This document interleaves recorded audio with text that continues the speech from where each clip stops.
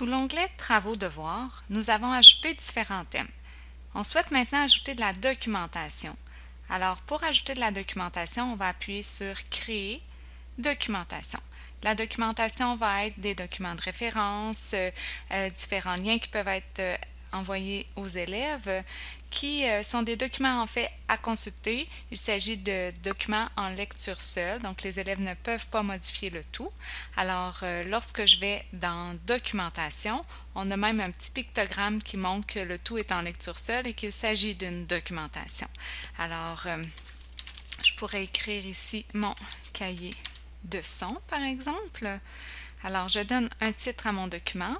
Je peux ajouter une description qui est facultative. Ensuite, je peux ajouter alors différents documents à ma publication, à ma documentation finalement. Je peux aller la chercher à l'intérieur de mon Google Drive. Je peux y insérer des liens sur le web. Alors, je pourrais avoir par exemple, un site de bloc base 10 en mathématiques qui devient une documentation ou une référence plutôt pour l'élève. Je pourrais ici insérer des fichiers qui viennent de mon poste de travail ou tout simplement une vidéo YouTube et il est possible de rechercher directement des vidéos ou de déposer le lien URL. On peut également créer un petit document là, qui sera en référence pour l'élève directement de cet onglet documentation.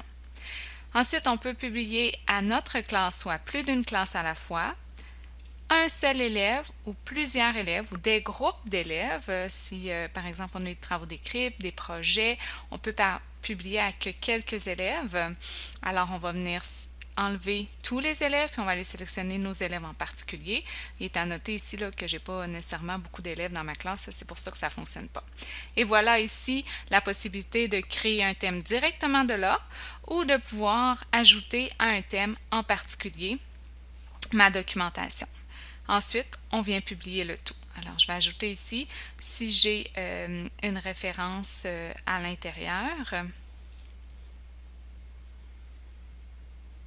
Donc, j'ai mes documents récents dans mon Drive, j'ai un Drive partagé et j'ai la possibilité également d'importer des documents de mon poste de travail.